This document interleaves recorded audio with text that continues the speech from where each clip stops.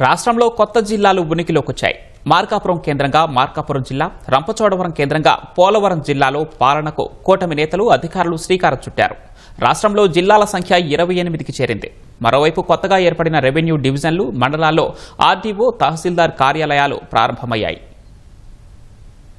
పశ్చిమ ప్రకాశం ప్రజల కల సాకారమైంది. మార్కాపురం కేంద్రంగా నూతన జిల్లా ఉనికిలోకి వచ్చింది. తర్లుపాడు రోడ్డులో వెలుగొండ ప్రాజెక్టు పునరావాస కాలనీలోని ప్రభుత్వ పాఠశాలను తాత్కాలిక కలెక్టరేట్గా ఎంపిక చేశారు. మంత్రి డోలా బాలవీరాంజనేయ స్వామి, ఎమ్మెల్యేలు కందుల నారాయణ రెడ్డి, అశోక్ రెడ్డి, ఉగ్ర నరసింహారెడ్డి కలెక్టరేట్ ప్రారంభోత్సవంలో పాల్గొన్నారు. మార్కాపురం జిల్లా ఇన్ఛార్జి కలెక్టర్గా రాజాబాబు, ఇన్ఛార్జి ఎస్పీగా హర్షవర్ధన్ రాజు బాధ్యతలు స్వీకరించారు. అధికారులు, ప్రజాప్రతినిధులు కలెక్టరేట్ ఆవరణలో జాతీయ జెండా ఎగురవేశారు. మేము మార్కాపురం జిల్లా ఇస్తామని మేము చెప్పిన తర్వాత కూడా ఈ ప్రాంతంలో ఒక ఎమ్మెల్యే వాళ్ళు గెలిచిన వ్యక్తి అసెంబ్లీకి రాదు, బయట కూర్చొని మాట్లాడతారు. వాళ్ళ స్థాయి ఏంటో నాకు అర్థం కాదు. ఈరోజు జిల్లా వచ్చింది, వాళ్ళు ఒక్కళ్ళు స్వాగతించడానికి కనీసం చెప్పలా. రఫా అంటాడు, జంతు బలు తెస్తారు. ఎంత దారుణంగా దిగజారిపోయారో.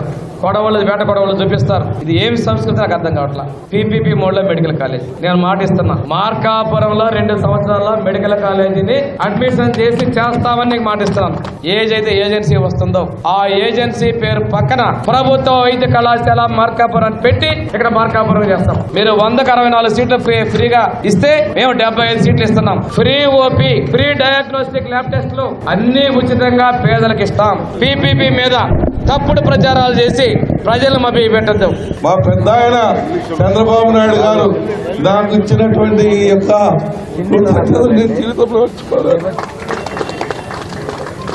జీవితంలో మర్చిపోలేదు.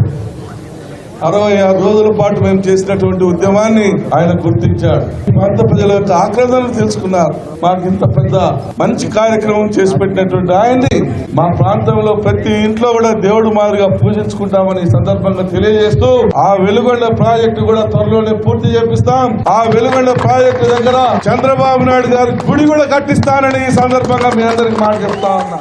రంపచోడవరం కేంద్రంగా ఏర్పాటైన పోలవరం జిల్లా ప్రారంభమైంది. అల్లూరు జిల్లాలో భాగమైన రంపచోడవరం, చింతూరు డివిజన్లను కలుపుతూ కొత్త జిల్లాకు కలెక్టర్ దినేష్ కుమార్ శ్రీకారం చుట్టారు. MLA Sirishadevi, joint collector Tirumani Sripuja, SP Amit Bardar, ST commission chairman, Tricor చైర్మన్లు ప్రారంభోత్సవంలో పాల్గొన్నారు. గతంలో అల్లూరు జిల్లా పాడేరు వెళ్లేందుకు సుమారు 300 కిలోమీటర్లు వెళ్లాల్సి రావడంతో ప్రజలు ఇబ్బందులు పడేవారని, ప్రస్తుతం పోలవరం జిల్లా ఏర్పాటుతో కష్టాలు తప్పుతాయని కలెక్టర్ దినేష్ కుమార్ అన్నారు. మదనపల్లె కేంద్రంగా అన్నమయ్య జిల్లా పాలన మొదలైంది.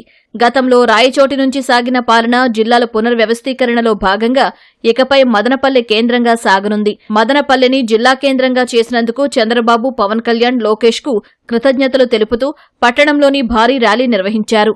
స్థానిక ఎమ్మెల్యే షాజహాన్ బాషా ఆధ్వర్యంలో నిర్వహించిన ర్యాలీలో పీలేరు ఎమ్మెల్యే కిషోర్ కుమార్ రెడ్డి, విద్యార్థులు, ఉపాధ్యాయులు, స్థానిక ప్రజలు పెద్ద ఎత్తున పాల్గొన్నారు.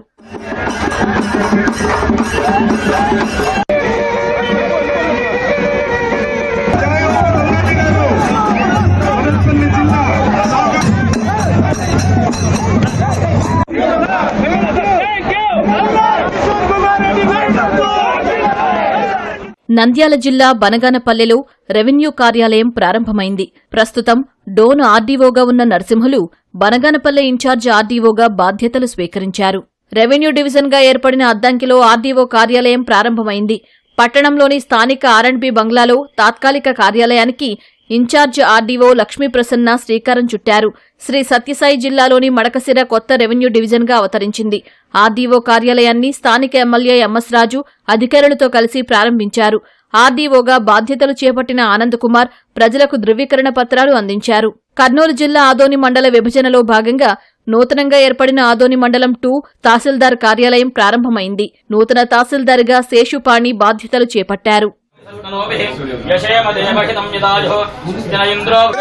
సీఎం